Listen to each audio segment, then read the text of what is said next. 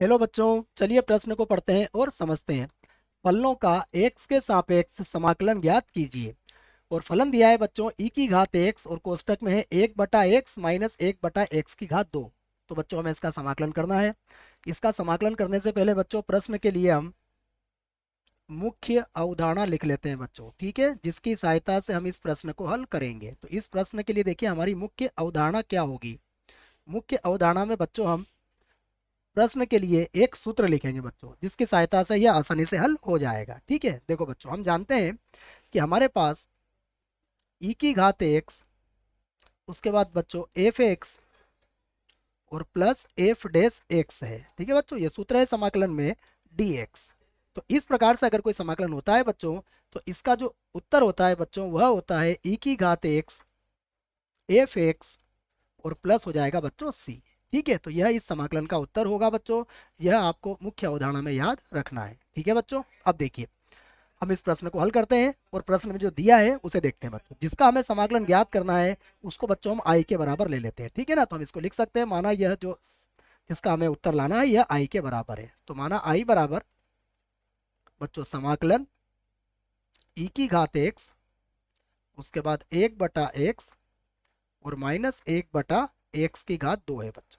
ठीक है, और ये हो गया हमारा dx। ठीक है, हम चाहें तो बच्चों इसको समीकरण 1 बना सकते हैं। ठीक है, अब देखो बच्चों, यहाँ पर एक बार और मान लेते हैं। तो पुनः माना,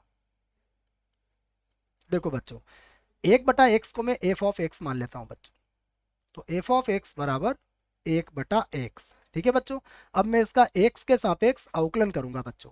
तो एफ एक्स का x के सापेक्ष अवकलन करने पर क्या होगा, इसका जब x के सापेक्ष अवकलन करेंगे तो ये होगा बच्चों एफ डैश एक्स, और 1/x का अवकलन होता है माइनस का 1/x स्क्वायर। ठीक है ना बच्चों, यहाँ पर हमने क्या किया है मैं लिख देता हूँ। यहाँ पर हमने x के सापेक्ष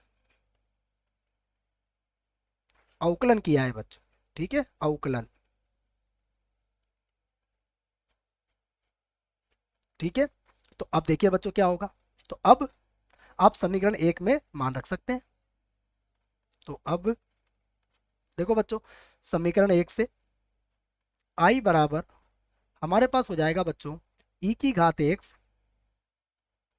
और देखो 1/x को हमने क्या माना था, एफ एक्स, और देखो माइनस 1/x स्क्वायर किसके बराबर हो जाएगा, plus F dash of x के बच्चों, और dx।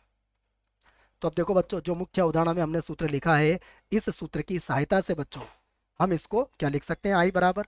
तो अब हमारे पास हो जाएगा आई बराबर, यह होगा बच्चों ई की घात एक्स और एफ एक्स और प्लस हो जाएगा सी। तो एक बार और लिख लेते हैं बच्चों, आई बराबर ई की घात एक्स और एफ एक्स हमने किसे माना था, एफ एक्स माना था हमने 1/x को, प्लस सी।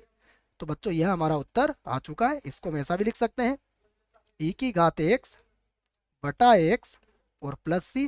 तो बच्चों यही हमारे प्रश्न का उत्तर है। आशा करता हूं बच्चों आपको इस प्रश्न का उत्तर समझ में आया होगा। धन्यवाद।